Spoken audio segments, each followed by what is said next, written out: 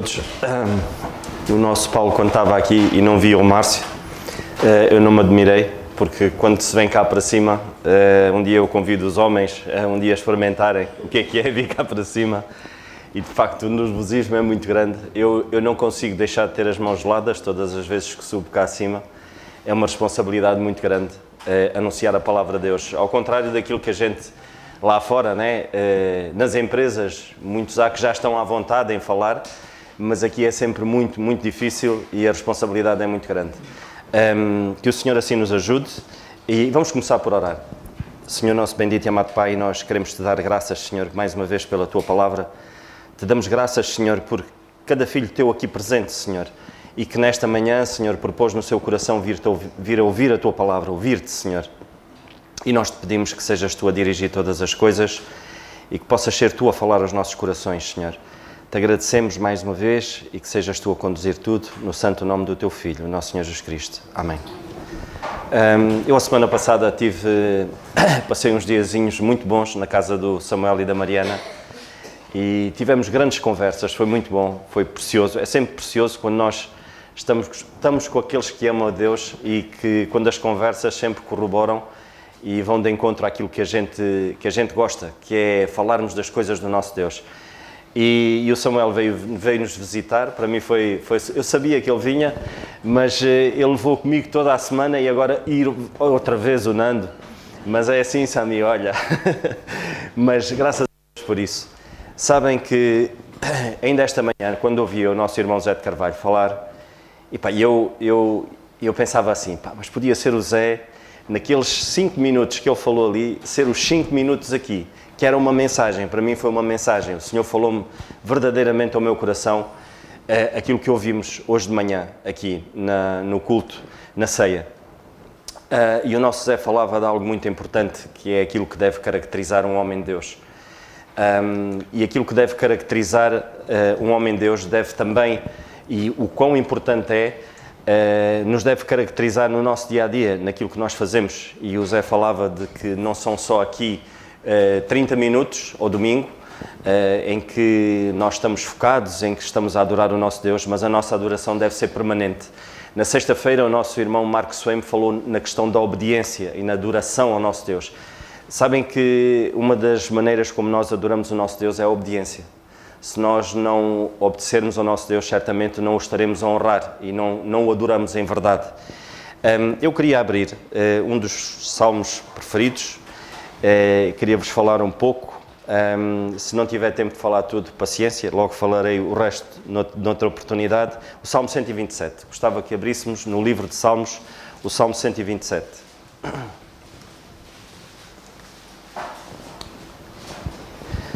Sabem que este salmo ele é muito pequenino, mas ele é precioso e é de uma profundidade e é muito grande. É um salmo muito grande, porque quanto mais nós lemos, eu já li várias vezes, a gente consegue descobrir mais. E a palavra de Deus é mesmo isso.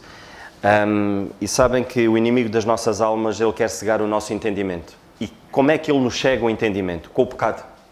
Ele usa o pecado para nos cegar o entendimento. Ele usa as distrações desta vida para nos roubar a atenção daquilo que é mais precioso, que é a palavra de Deus. Sabem que ainda ontem eu estava com o Luís, ele foi trabalhar comigo e nós estávamos a ter uma boa conversa. E ele disse-me algo que me ficou na mente e eu disse, não, eu tenho que falar disto, que eu nunca tinha pensado. E ele disse-me que Satanás, ele era um anjo de luz. E ele viu coisas e presenciou coisas que não estão aqui escritas, que o Senhor ainda não nos revelou, que são coisas tremendas que ele viu. E qual é o objetivo dele? O objetivo dele, e nós já vimos pela palavra, que é destruir, é dividir, é de alguma maneira distorcer aquilo que o Senhor nos diz. E como ele já viu coisas e ele sabe que nós vamos usufruir disso, então qual é o objetivo dele? É distrair-nos, é tirar-nos a nossa identidade, é roubar a alma daqueles que procuram e daqueles que de alguma maneira procuram no sítio errado, e ele mantém-nos ali, porque ele sabe que aquilo que está para vir é muito melhor. Nós não sabemos ainda, porque ainda não nos foi revelado, porque Isso não é importante para já. Então o Senhor não nos revelou ainda. Porque certamente se estivesse aqui tudo escrito daquilo que nós vamos usufruir de uma eternidade com o nosso Deus e de tanta coisa que Ele tem para nos dar, certamente nós quereríamos partir já. E certamente muitos cairiam no erro de tirar a própria vida para estar com o Senhor, quando o Senhor ainda nos deu tanta coisa para fazer. E há algo muito importante, irmãos, que ainda esta manhã o nosso irmão Zé de Carvalho também falou nisso, que as nossas vidas devem glorificar a Deus em tudo aquilo que nós fazemos. E é uma oportunidade única que nós temos neste mundo corrompido pelo pecado, de nas nossas atitudes, as pessoas lá fora, ouçam, as pessoas lá fora verem Cristo em nós. O quão importante é a nossa atitude lá fora. Aqui dentro é fácil, mas é lá fora. Lá fora as pessoas têm que ver Cristo em nós. E lá fora é que está a batalha. Lá fora é que somos tentados. Lá fora é que estão as adversidades desta vida em que nós somos postos à prova. Sabem que ainda esta semana, a semana passada nós falávamos, eu e o Carlos, e o nosso irmão Carlos publicou um texto que tem como título Há vagas, precisa-se de homens. Quero vos dizer que é importante, porque a palavra de Deus ela é direta.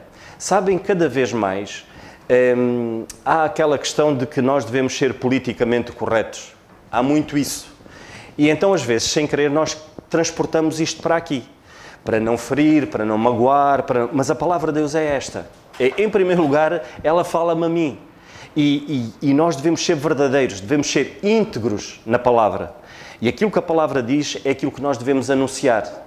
Não podemos fazer a coisa de outra maneira, porque senão não estaremos a ser íntegros com o nosso Deus. Não estaremos, de facto, a honrar e a glorificar a Deus nesta área tão importante que é anunciar a palavra. Quero-vos dizer, irmãos, que não há aqui ninguém que diga assim: eu não tenho sabedoria, não consigo ler, não consigo fazer isto, não consigo descobrir. Se não têm, peçam ao Senhor. Ainda esta manhã, mais uma vez, o nosso irmão Zé de Carvalho, e eu vamos ler Tiago. A palavra de Deus ela é muito concisa e diz-nos isto. Tiago, vamos abrir. Tiago 1, no capítulo 1, diz assim: se algum de vós tem falta de sabedoria, peça a Deus, que a todos dá liberalmente, e não lança em rosto, e ser-lhe-á dada. Faça, porém, com fé, não duvidando. O que duvida é semelhante à onda do mar, que é levada pelo vento e lançada uma parte para a outra. Temos falta de sabedoria, vamos pedir a Deus sabedoria. E o Senhor vai nos dar essa mesma sabedoria. E nós precisamos de sabedoria para quê? Para todos os aspectos da nossa vida, todas as áreas da nossa vida. Nós precisamos desta sabedoria dada por Deus.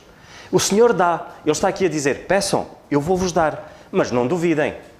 Porque senão, certamente, vocês serão como uma onda do mar. Serão levados de um lado para o outro, sem um rumo, sem equilíbrio, sem paz, vivendo uma vida temerosa com tudo e por tudo.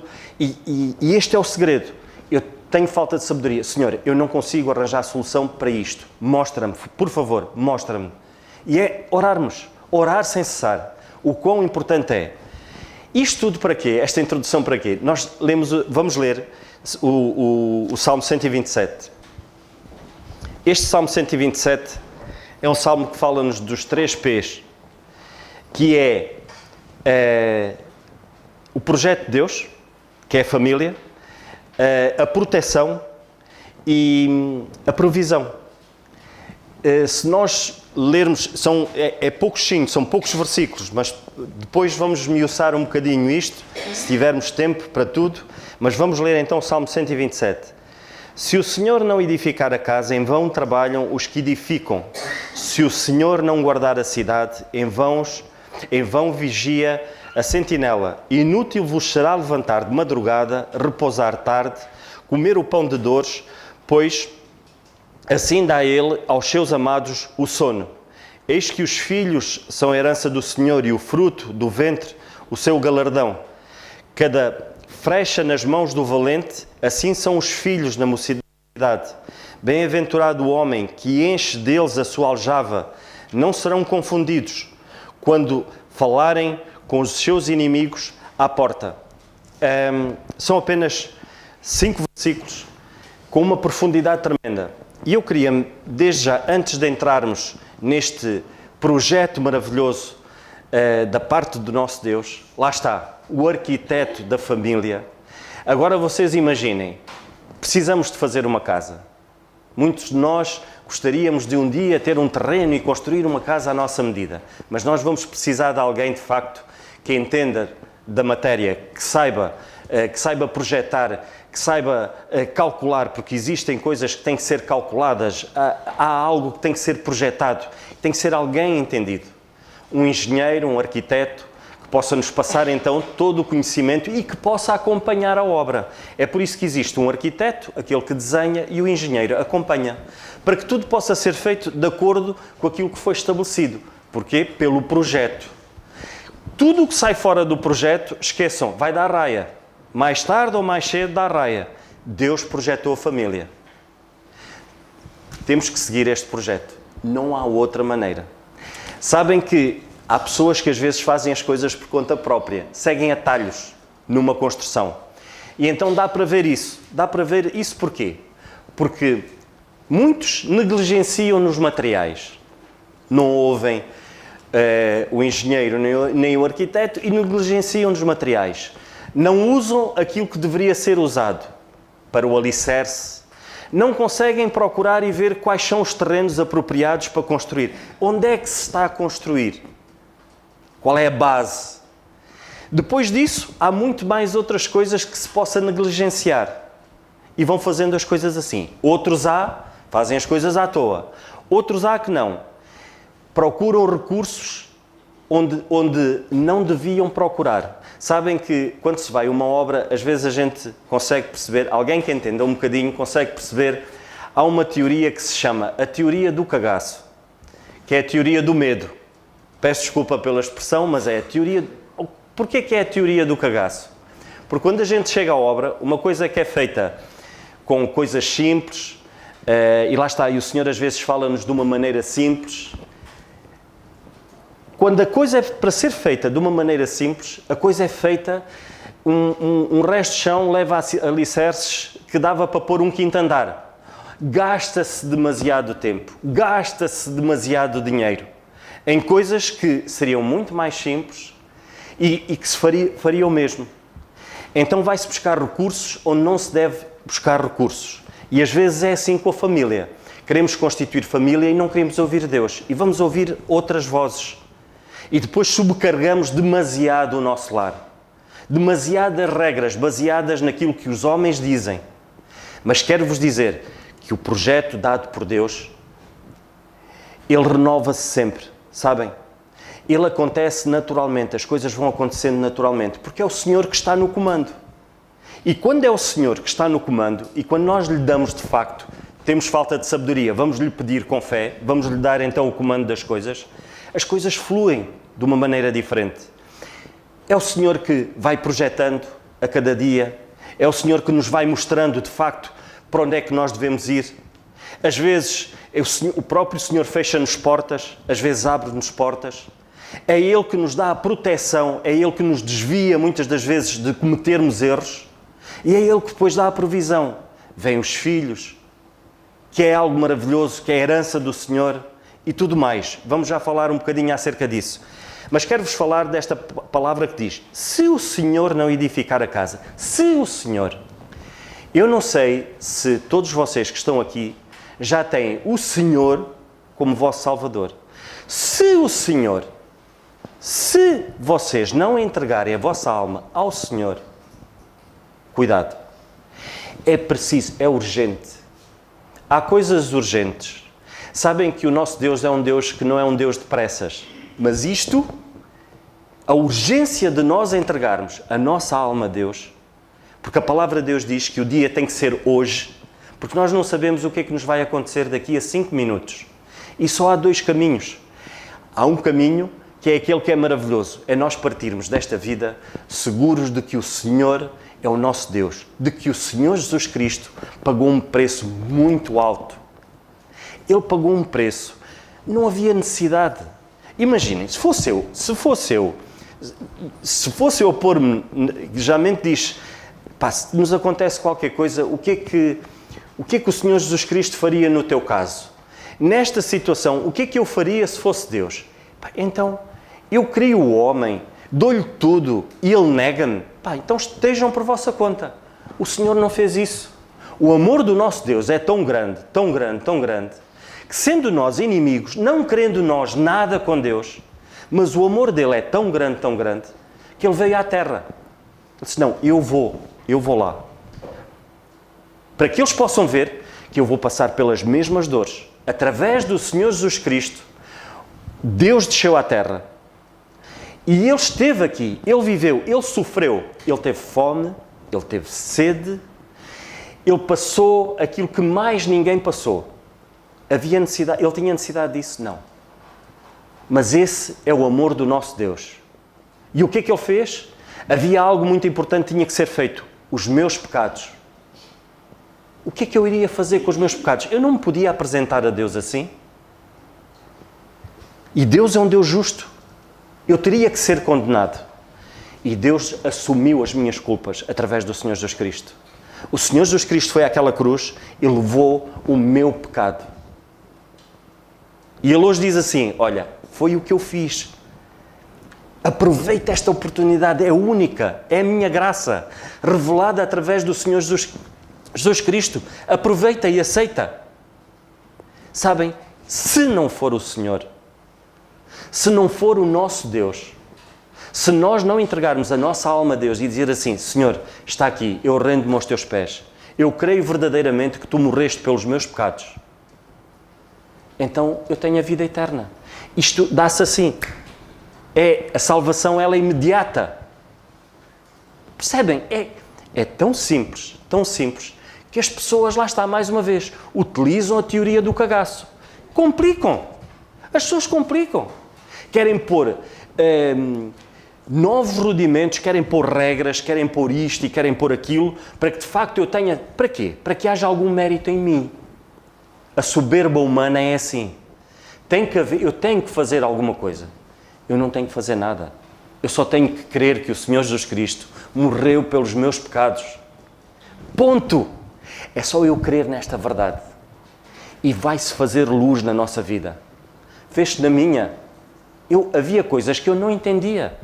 Eu dizia assim, mas como é que é possível esta gente viver assim? Eu não entendia. E quando eu me converti, não foi que as coisas mudassem. Eu é que mudei.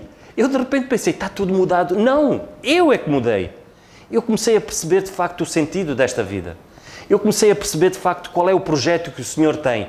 É um projeto, lá está, este mesmo projeto de vida para cada um de nós, este projeto que é uma nova vida, uma nova criatura, há muita coisa, há um processo enorme pelo qual nós temos que passar.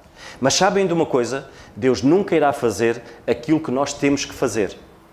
Esse preparo cabe-nos a nós. E depois então o Senhor faz o resto. Aquilo que nós não conseguimos, o Senhor vai fazer. Quando nós nos convertemos, o que é que acontece? Nós passamos a ser uma nova criatura em que temos que aprender. Mas essa busca tem que ser nossa. Essa sede tem que ser nossa. O Senhor não vai fazer isso por mim.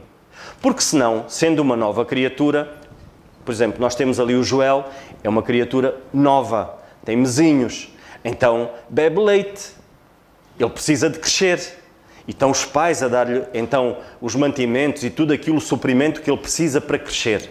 Nós, sendo uma criatura nova, precisamos de crescer, precisamos de procurar, precisamos de buscar, de ter uma busca constante. Daí a igreja e a importância de nós estarmos aqui.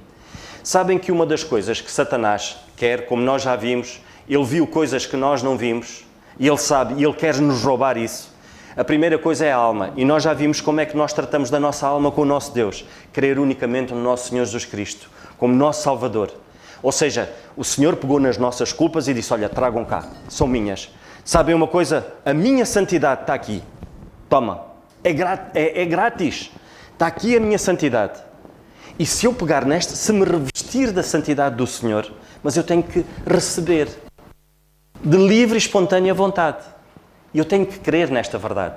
Se eu não crer nesta verdade, eu nego a Deus.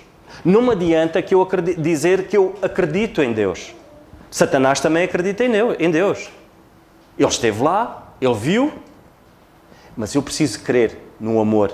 Eu preciso crer nesta graça tremenda. E eu preciso amar o nosso Deus.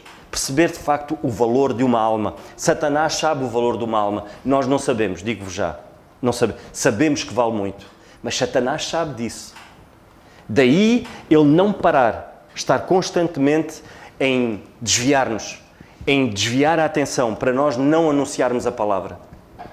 Mas existe outra coisa, que depois de nos convertermos, que Satanás quer fazer, que é roubar-nos a identidade, a nossa identidade. Lá está. Se não for o Senhor, se não for aos pés do nosso Deus, mais uma vez, Satanás pode nos roubar a identidade em Cristo, distrair-nos. Ele não nos pode roubar a salvação. Quando nós cremos no Senhor Jesus Cristo e nós nos convertemos, aceitamos o Senhor Jesus Cristo, nós somos selados pelo Espírito. O nosso corpo é o templo do Espírito Santo. O Espírito habita dentro de nós e somos selados. E ninguém nos tira isso. Mas Ele pode nos roubar a identidade. E é aí, neste processo de santificação, que é a cada dia que nós temos que vigiar. E lá está. E se não for o Senhor, nós perdemos essa identidade.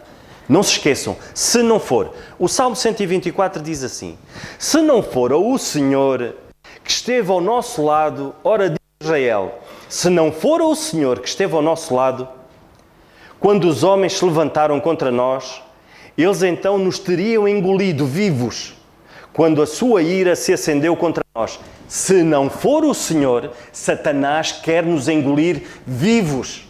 E mais, irmãos, ele quer engolir os nossos filhos. O Salmo 127 fala-nos acerca da família. Fala-nos acerca de algo precioso para o nosso Deus. E se não for o Senhor, se nós não pegarmos e dizermos assim: a minha família está aqui, Senhor. Eu não tenho capacidade, mas Tu tens. Ajuda-me. Se não for o Senhor, somos engolidos. Não tenham dúvidas. Não há aqui ninguém que seja mais forte que Satanás. Mas o nosso Deus é. O nosso Deus é. Nós não somos, mas o nosso Deus é. Porquê? Porque Cristo vive em mim. Então eu tenho que alimentar o Espírito.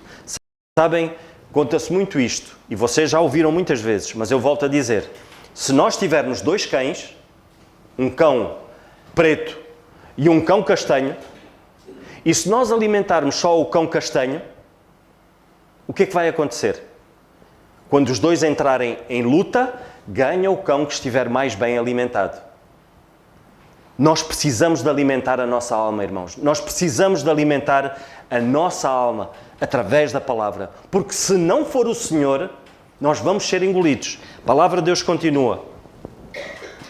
Então as águas teriam transbordado sobre nós e a corrente teria passado sobre a nossa alma. Então as águas altivas teriam passado sobre a nossa alma. Bendito seja o Senhor, que não nos deu por presa aos seus dentes. A nossa alma escapou, como a de um pássaro, do laço do passarinheiro. O laço quebrou-se e nós escapamos. O nosso socorro está em nome do Senhor, que fez os céus e a terra. Perceba uma coisa. Eu tenho a minha vida entregue nas mãos do nosso Deus Criador, que fez os céus e a terra e todas as coisas. Sabem que nós não temos, às vezes, quando nós lemos isto, lemos o Salmo 124, e parece que é uma coisa, lemos só assim por ler. Vocês já perceberam bem isso? O nosso socorro vem do nosso Deus que criou os céus e a terra. Como é que Ele não nos quer, como é que Ele, Criador de todas as coisas, e que nós agora somos filhos, não somos só criaturas? Prestem atenção, há uma grande mentira que se apregoa por aí, que é: somos todos filhos de Deus. Não somos. Não somos todos filhos de Deus. Só é filho de Deus aquele que crê no Senhor Jesus Cristo como seu Salvador. Somos todos criaturas de Deus. Mas a partir do momento que eu creio no Senhor Jesus Cristo como meu Salvador, aquele que deu a sua vida por mim, então eu passo a ser filho de Deus. Perceberam? E sendo nós filhos de Deus, não tem o Senhor tanta coisa para nos dar? Certamente que sim. Distração faz-nos roubar, é algo que o inimigo usa para nos roubar a identidade em Cristo. Distração. Ele não nos pode tirar a alma, mas ele pode nos distrair, ocupando a nossa vida. Acho que foi o nosso irmão Carlos, ainda há tempos, falou acerca disso. Não sei se foi num estudo, mas falou acerca disso. De que muitas das vezes o trabalho em excesso, rouba-nos, de facto, distrai-nos, tira-nos a nossa identidade. Um hobby, alguém que põe algo em cima daquilo que é precioso, é que o nosso tempo com Deus, rouba-nos a identidade em Cristo. Uma pessoa, às vezes idolatramos a nossa esposa. Ela não tem que ser idolatrada. O nosso Deus, sim. Às vezes, o namorado, a namorada, o nosso Deus tem que estar em... Se não for o Senhor, o que será da minha vida? Se não for o Senhor a cuidar da minha casa, se não for o Senhor a cuidar do meu lazer, daquilo que é mais precioso, que é o meu tempo, então eu preciso dar isso ao nosso Deus. Preciso dizer, Senhor, está aqui o meu tempo. Sabem que há algo muito importante que eu gostaria de salientar. Ele tenta roubar a nossa alma, e nós já vimos isso. E quando ele tenta roubar a nossa identidade, há uma coisa que ele utiliza, que é as nossas escolhas. Ele pega e diz assim, olha, o vosso arbítrio, vocês podem escolher aquilo que vocês quiserem. Sabem que no princípio, eu ainda não entrei no Salmo 127 como eu queria. Se eu não conseguir, também paciência. Faltam 5 minutos. Mas sabem que no princípio foi assim. O livre-arbítrio que Adão e Eva tinham, de quê? De fazer escolhas. Mas não era fazer escolhas segundo aquilo que era a vontade do seu coração. As escolhas que eles deveriam fazer, como é óbvio, era estarem perto de Deus de tal maneira que sentissem prazer de que tudo aquilo que o Senhor lhes daria, eles iriam escolher o que era bom para o crescimento deles. E é isso que o Senhor nos dá hoje. O Senhor dá-nos o livre-arbítrio para que, com a sabedoria dele, nós escolhermos aquilo que é bom para crescermos, para não continuarmos meninos. Esse é o processo da santidade. É nós fazermos, de facto, usarmos esse livre-arbítrio, não para que esse livre-arbítrio seja escravo de um coração enganoso. Sabem que, e é isso que Satanás usa. Satanás diz assim, olha, tu podes escolher aquilo que tu quiseres. Tu já és salvo e o Senhor depois, no fim, Ele abençoa-te e as coisas vão correr bem. Por isso, escolhe aquilo que tu quiseres. Esqueçam, isso é uma mentira de Satanás. Nós temos de ter cuidado com isso, irmãos. Porque Deus tem uma vontade para a nossa vida. Eu gosto muito de ler Romanos 12 e nós vamos ler o capítulo 12 de Romanos. E vamos só ler estes 2 versículos que para mim são muito importantes. Romanos 12. Diz assim a palavra de Deus. Agora reparem, o Senhor está a falar para crentes. Diz assim, rogo-vos, pois, irmãos, pela compaixão de Deus, que apresenteis os vossos corpos em sacrifício vivo, santo e agradável a Deus, que é o vosso culto racional. Sabem o que é que o Senhor está a dizer aqui? Neguem a vontade do vosso coração. Porque o vosso coração, a palavra de Deus mesmo diz isso, que é das coisas mais enganosas que existem. Então, Deus diz-nos assim, apresenteis os vossos corpos em sacrifício vivo, santo e agradável, pois Deus é o vosso culto racional. Não vos conformeis com este mundo, mas transformai-vos pela renovação do vosso entendimento, para que experimenteis qual seja boa, agradável e perfeita vontade de Deus. Então espera lá aí. Deus tem uma vontade para a minha vida. Isto não é as minhas escolhas. Não se trata de mim. Trata-se de Deus. Quando Deus diz que em tudo eu devo glorificar a Deus, então esta vida não se trata de mim. Percebem? Esta vida trata-se de Deus. Ou seja, eu tenho que ser o reflexo de Deus enquanto eu cá estiver. Porque se assim não for, então não vale a pena eu andar aqui. Então, sabendo que Deus tem uma vontade, agora percebam, Deus, o nosso socorro vem do Deus vivo e Criador de todas as coisas. Sabendo eu isto, que Deus que criou tudo, Ele protege-me, mas mais do que isso, Ele não só me protege, Ele tem uma vontade para a minha vida. Que vontade é esta? É que nós possamos crescer em santidade. Essa é a vontade de Deus. Crescer em santidade é crescer em sabedoria. Ninguém consegue edificar uma casa sem sabedoria. Vamos ler. No Salmo... Provérbios 24.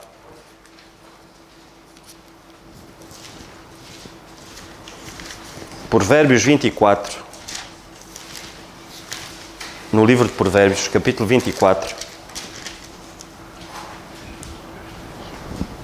E o versículo 3 diz assim: com sabedoria se edifica a casa, e com inteligência ela se firma.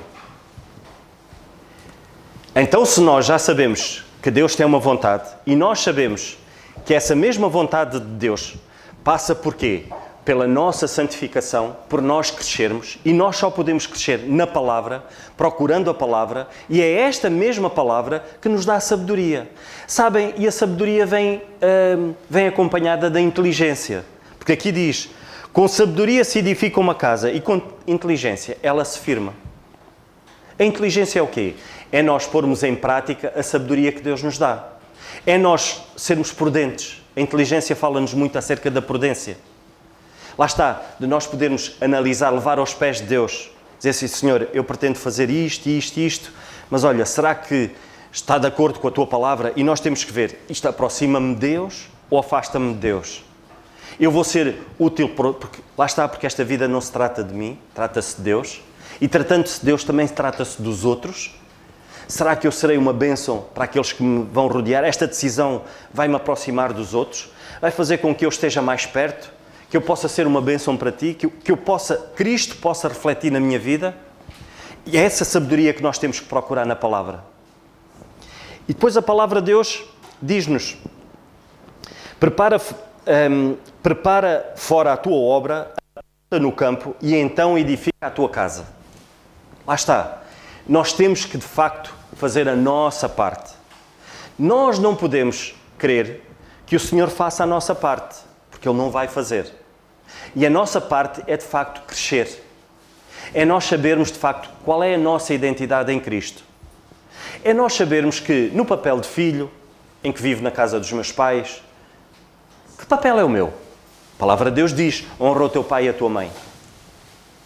Se tu estás na casa dos teus pais, deves honrar o teu pai e a tua mãe. Nós, maridos, o que é que nós devemos fazer? A minha identidade em Cristo, sendo eu, e quero eu refletir Cristo na minha vida, eu devo procurar na palavra de Deus. O que é que Deus diz acerca disso? Se eu pretendo edificar, se eu pretendo ter um lar, se eu pretendo crescer, então eu tenho que procurar na palavra.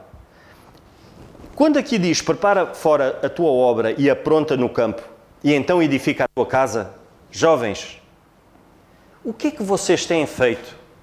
O que é que vocês têm feito para que a vontade de Deus se cumpra na vossa vida nesta área? Todos os jovens têm desejo de um dia formar um lar, de um dia ter alguém que o Senhor, de facto, possa ser o centro de todas as atenções no seu lar. Geralmente os jovens falam muito nisso.